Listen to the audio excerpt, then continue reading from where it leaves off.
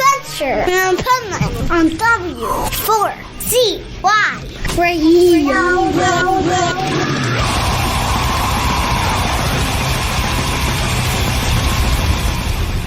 Wake up, America! It's time for the Adventures of Pipeman on W4CY.com, West Palm Beach's #1 internet radio station. Here's your host, the Pipeman. This is only a test.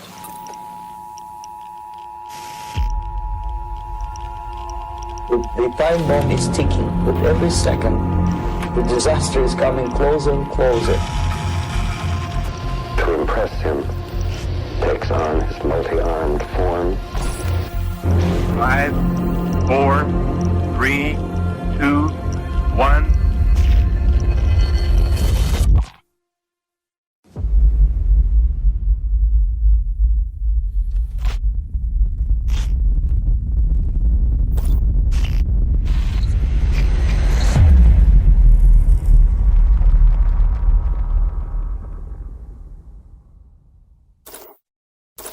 This is the Pipeman here on the Adventures of Pipeman W4CY Radio, and I'm so excited about this next interview because it's one of my favorite bands, and I was so shocked when I heard the new music, and now we have to talk about it. So welcome to the show, Gene Hoglan from Dark Angel. How are you? Greetings, Pipeman. I'm doing great. I hope you are. I hope everybody out there is doing awesome. Absolutely, and I got to tell you that, you know, like, a lot of times when bands haven't had new music in a long time and they're like your old school bands you used to see when you were a teenager, sometimes you're like, oh, I hope this is good. Right. You know? Of course. And then the minute I heard, like, I didn't even have to hear 10 seconds of it. I was like, holy shit, this is definitely Dark Angel.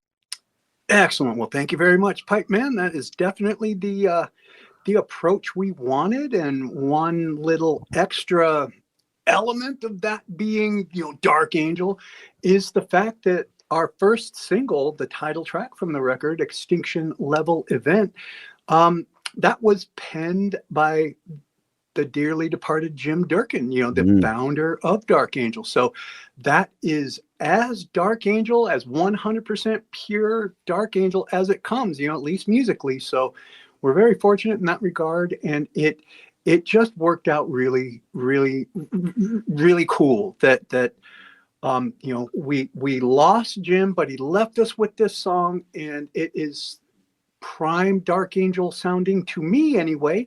And so, you know, it's just pretty awesome that this gets to be our kind of title track, our lead track, our lead off kind of track. So that's pretty good, and it's going to lead to, you know, another pile of kick-ass metal songs, I think. So definitely, we're really excited about the future. Darn tootin'. I love it. And, you know, now you brought it up, the song, he penned it like 10 years ago, right? And how is it so appropriate today in 2025? Like, it's actually written for 2025. Well, at least musically, yes. You know, it's like... I remember he had a different title for, and it was an instrumental track when he handed it over to me, but it was just like, this is so crushing, you know, this is so exciting, and it got me so excited for like the writing process. And I've mentioned this in other interviews, but so I just blurted out immediately at the next interview I did, we're working on new material, we're gonna get a new album out really soon. And, you know, and I hear that it's been like, you know, people are like, release it already, get it out there, you've been promising it for 10 years, shut up and, you know, put up kind of thing. Understandable, totally. But this song really got me fired up to the point where, you know, when Dark Angel we went on our very, very extended hiatus back in 1992, we had an album's worth of material and then some. You know, we had about 12, 15 songs ready to go for the next album. And we were working on that at the time when we just sort of dissolved. There wasn't any animosity or anything, but we had a whole number of songs written. And I still have a demo of those songs. And I remember playing it for Jim at one point, and he was like, oh my God, that's so crushing. This is our next album. We got our next album written. It's done. And that was about the same time that he had laid what became Extinction Level Event on me. And I was like, but Jim, let me tell you, your writing and the way this is written pushing 30 years ago. I mean, it was cool for its time, but I'm in a different, way more aggressive place, and you are as well. So how about we do have that material that's in the back pocket sort of thing, but you're writing crushing stuff. I know I can write crushing stuff. Let's do this together and let's see what we can do. Let's make it very modern, for us, not modern. You know what I mean? Just here's where we are both at here in 2014, 2015, 2018, 2020, 2025. So that's where it kicked off quite an exciting period and very fruitful period. I just turned sideways. Yeah, you did. Happen? I don't know.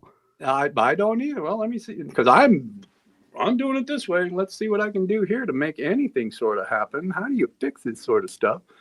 Let me see what happens if I do this. Yeah, because this is not on my end. There we go. Blabbity blah. There you go. You're back. Weird. We'll have my engineer edit that part out. That's awesome. Okay. Well, and so there you go. It led us to a really cool element of writing and things like that. So there you go. And now we've got the new record getting ever closer to completion. We are, we're in the final, the homiest of stretches with the entire completion of everything. So it's coming very soon. It'll be out before the end of the year. Absolutely. Nice. I love it.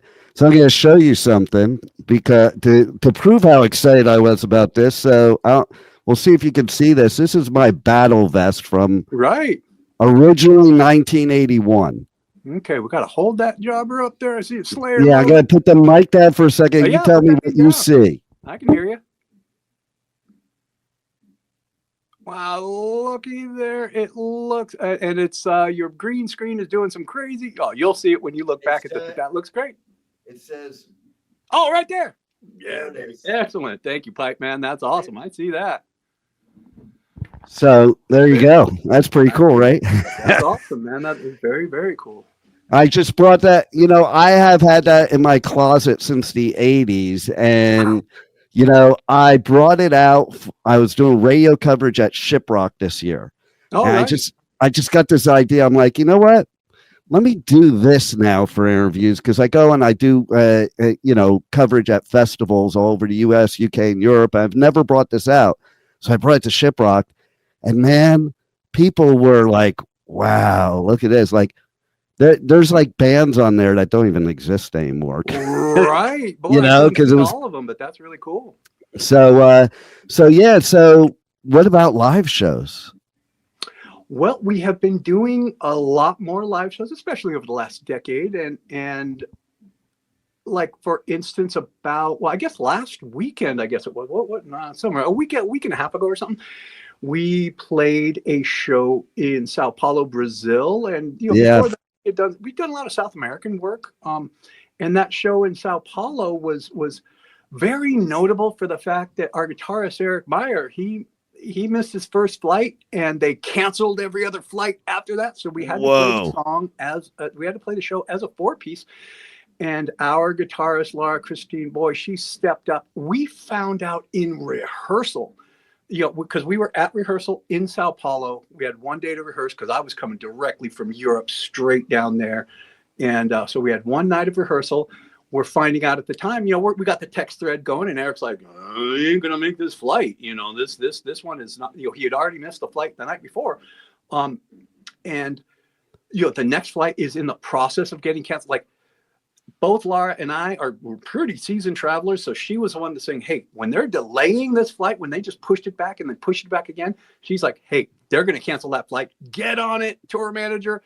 Tried our best to get Eric. They tried every single thing they could. And it just turned out Eric was not going to be able to make it.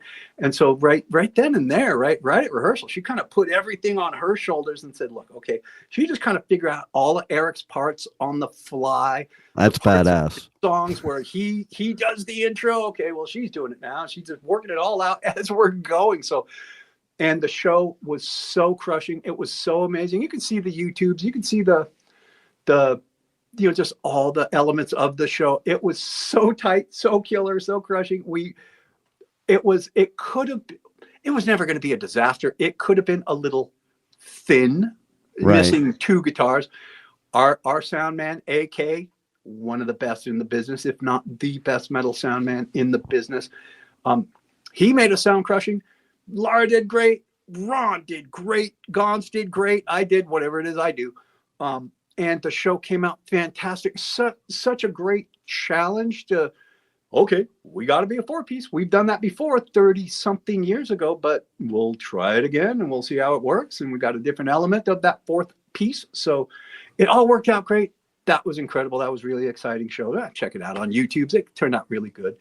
That was Bangers Open Air, right? Bangers Open Air. Yeah. What a great festival, man. That was really cool. It was great site. It was kind of in the heart of like a business sort of district, but there were tons of folks there and tons of great bands. I got to sort of meet again Mr. Biff Byford, legend from Saxon. And yes, I'm a big fan of Saxon dating back to the day. And even the new Saxon, the later Saxon stuff that's come along, they are laying it down heavy still, so that's pretty good.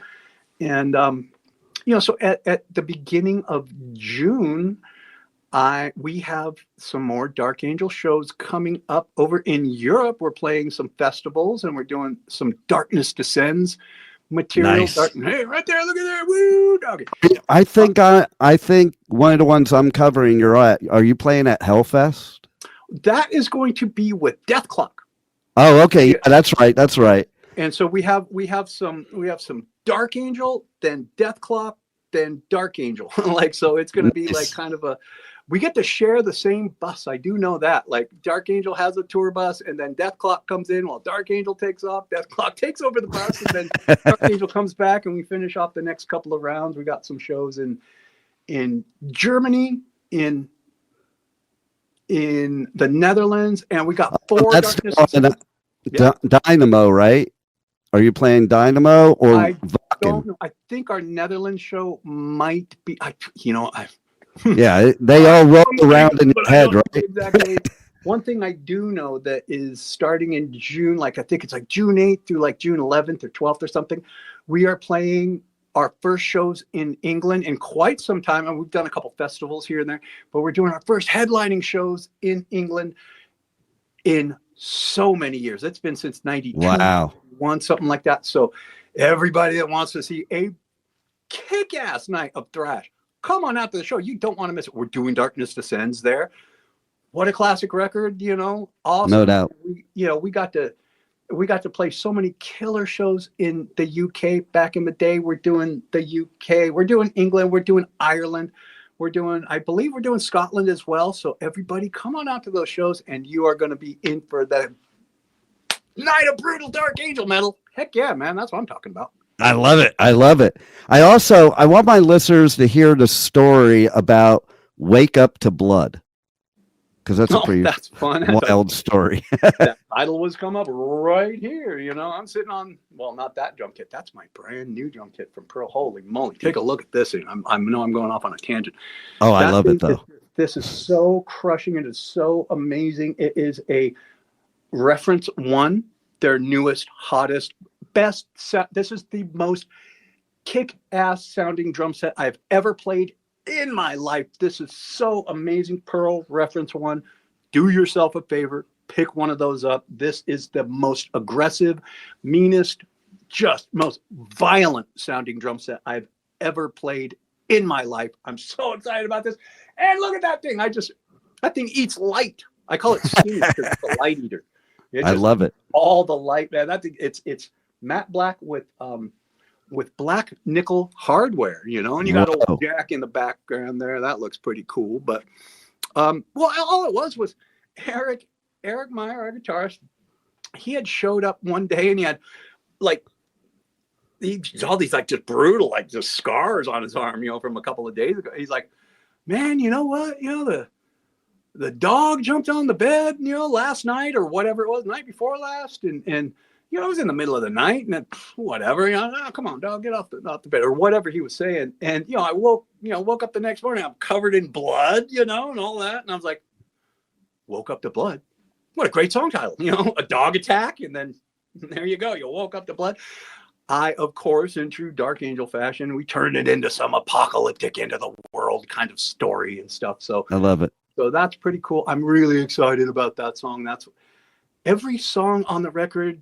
Look, I know I'm very close to it, so I got to kind of maintain a little bit of distance, but I'm very close to every song on the album.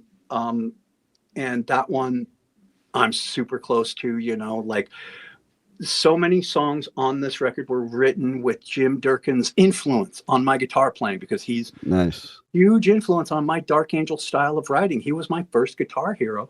And having Laura Christine in the band, she drops her influences all over it. Her style, her vibe.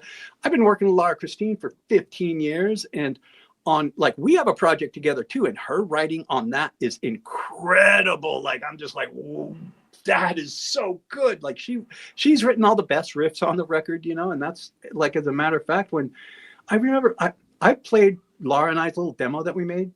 I played it for like under 5 people in the world, and Jim Durkin was one of those folks. And I remember playing it for him one time. He's like, and he just slaps the table. He's like, my God, this is so amazing. Laura is my favorite guitarist ever. Like, oh my God, listen to these riffs. I'm like, I know, right? She's, you know, she's got the riff writing mojo, definitely. He's like, heck yeah, she's my favorite guitarist. And it was kind of the playing of that demo that led Jim in his way to make the decision to make Laura Christine his replacement for the live shows anyway, because we knew, you know, Jim had said, look, there's going to be times when I'm not going to be able to make every show. So, you know, and he came to her after one of our shows, and that's where the whole process really got started of her ending up being in Dark Angel. It was Jim's decision. He made it right there. He's like, look, I've just played my last show with Dark Angel. I want you to be my replacement. And, you know, she's looking at me like, wait, what? She's looking at him like, have you guys talked about this? I'm like, I don't know. This is news to me. First of all, I'm like crushed that Jim is like announcing this is his last show. Fortunately, it was not his last show at that time, but he's already putting it out there that like, look, when it does become my last show, you know, we ended up doing some more stuff with Jim. Awesome. And, you know, when it does come time to where I do got to, you know, hang up the pick and hang up the strap, then I want you to be here with me. So he went to all the guys and they took the vote. I had nothing to do with it. So that's the way I like it. You know, it's like, good, you guys made the decision. We have a crushing killer guitarist who writes great riffs. So she's dropping in her style all over the record, let alone the riffs that she ended up writing for it, where I'm like in a bind and she's like, hey, try this. It's like, yes. So that's pretty cool. The little baby introduction to the writing partnership that is, you know, Christine and Hoglan kind of thing. And we've always had writing partnerships in Dark Angel. It's always been, you know, Jim Durkin and myself and Brett Erickson and myself, and later Chris McCarthy and myself. And so moving forward, Laura Christine and myself. So that's for the future. But right here, right now, Extinction Level event is coming, and it's got a whole lot of really, really killer moments on it for me. I think it's killer. I think I'm a pretty good, this is just my opinion of myself, I think I'm a pretty good judge of what is kick-ass metal and what is average and what is not so good. And if you look at my track record of albums that I've been on and bands that I've worked with, not a lot. I cannot think of any duds in any of my catalog. So I've been a part of some really kick-ass metal, from Dark Angel to Death to Strapping Young Lad to Testament to, it just goes on and on and on. No, which blew my mind that you didn't you do backing vocals for Evil Has No Boundaries? I did, as a matter of fact, absolutely. And you know, and as a matter of fact, that was my idea. You know? Yeah, because we were in the studio. I was friends with Slayer and sort of working for them at the time. I was just doing lights for them. It was, you know, they were a local band recording an album and that sort of stuff. So, and we were just pals. You know, I was a big Slayer fan, and this was at the time when they had about a solid following of about 30 people in Los Angeles. I'm one of them. I was Right, at the first show ever, and then and everyone after that. Absolutely. So you know them from like the Scorpions era phase when they kind of drifted into their Judas Priest. A lot of cover songs and all that. Yep. As well.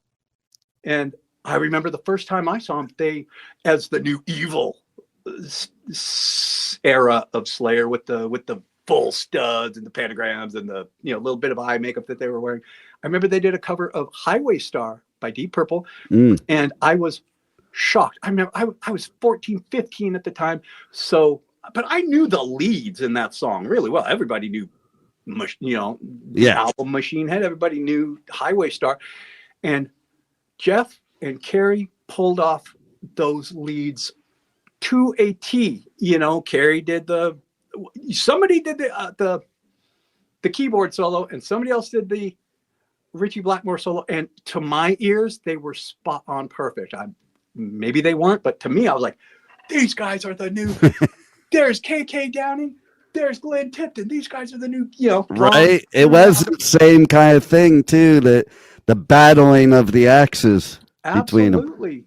So they were tracking their first record, and it came time to it was time for them to do the backing vocals for Evil Has No Boundaries.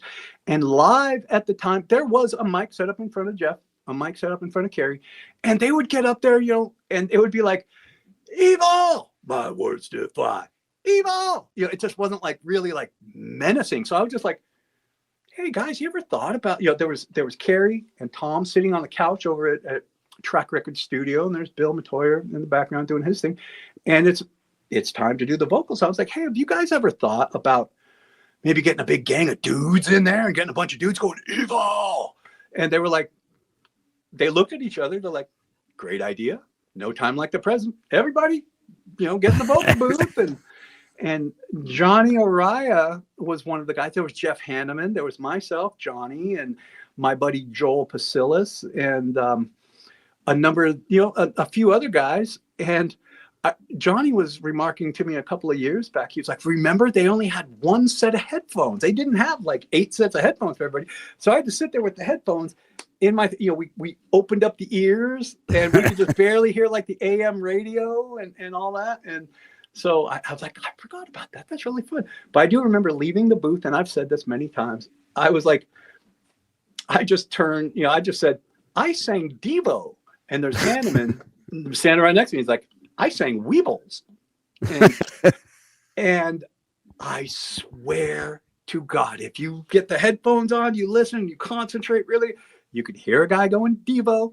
You can hear another guy going Weebles on it. So there you go. It's a silly story, but that's pretty fun. But I love it. That's fucking like, that is OG metal right there. Right. Exactly. And Dark Angel is too, and I love this new music, and it is as brutal as ever. Tell everybody how they can get the new music, how they can connect to you guys on the web, socials, everything. Well, we do have all the social media that you can think of. We've got all the Facebooks and Instagrams and Twitters and all that. And I admit I'm not the most social media savvy person, but any sort of Dark Angel information you might want to hear or see or know of, the YouTube channels, all that sort of stuff, we have all of that. If you either go to my, Gene Hoglan, whatever is out there, or else reversedrecords.com, their Instagram there, that's our label and management. Just check those out. Like you can keep yourselves up to date on all things Dark Angel through those medias there. And we do have, before this June run for Dark Angel, we're hoping to have the second single out, and nice. That's gonna be a crusher. It's like if you dug the first stuff, you're gonna be like, yeah, now I'm so locked in. Like that's the way I feel about this record. I think it is. There are so many strong tracks on it, just strong. So you could jumble them up in any way you want, and it's all going to be a kick-ass record. My opinion only. If other people agree with me, great. If you don't, hey man, you're going to make yourselves heard somehow. Not by me, but you'll make you'll make your voices heard. So there you go. So it's a very exciting time for Dark Angel.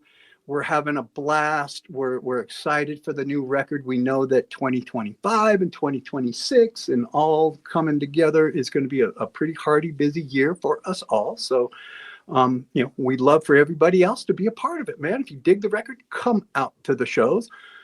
Pick up the merch, whatever you want to do, support the band. We sure do appreciate all your support all the time. Thank you guys very much. And if you come out for a night, you are going to get an intense pummeling, a night of intense, like relentless thrash metal. Like, I love it. We are very, very relentless live. And if you're not sweating or breathless or about to die at the end of the show, you haven't done your job at the show. That's all that is. That's for sure. My most memorable show of any show ever, I've been to thousands, was at the Sun Valley Sportsman's Lodge. You remember that show? that was with Slayer. It was 1985. Possessed, Suicidal, Savage Grace, That was and Descendants. First crossover show ever where you had punks and metalheads in the same room. Right. Sun Valley. I was thinking Pico Rivera. Yeah, Sun Valley was Savage Grace, Dark Angel, Possessed, their first show in LA, I believe, and Corrosion of Conformity. Yeah. Pre-Pepper. January 25th, 1985. Don't ask me how I know these. That was pretty fucking good because that is right on the money, and I wouldn't have remembered that. So that's pretty freaking good. And it was, oh my God, that's my most memorable show that I've ever been to ever. It was insane. Killer. In the best way. What a great show that was, getting to, I had already kind of met the Possessed guys, but getting to know them, like them coming down. We played the very next day, Possessed and Dark Angel. We also played at Radio City in Orange County with Slayer. Yeah, that's true. That was the sweatiest show I'd ever been to, man. Damn near passed out. I remember I used to play in blue jeans, which is okay, whatever. And that was my third show ever. I had done, that was, no, let me see. There was New Year's Eve. That show there was my third show I had ever played in my life. The next night with Slayer was my fourth show. And I was a dum-dum playing in blue jeans. And I had yet to play a show that was so packed and so sweaty that blue jeans are not a smart move, buddy. But I remember having to take my jeans off in the middle of the show and all that sort of stuff. Oh, man, it was crazy. But yeah, I remember that Sun Valley show very well, man. I met my bro, Reed Mullen, from Corrosion of Conformity, and all that. And we all stayed friends for, pushing 40 years now, I know, right? Can't believe it. Oh, absolutely. So well, you rock. Dark Angel is badass. And thanks for bringing us great music once again. And thanks for being on the Adventures of Pipeman. Thank you, Pipeman. I sure do appreciate your assistance here. Nice chatting with you. And hope to see you at the show. Hope to see you on the road at some point, and come up at Hellfest. We'll be there. Hey, everybody. This is Gene Hoglan from Dark Angel, and you are listening to Pipeman on W4CY Radio. Crank it up.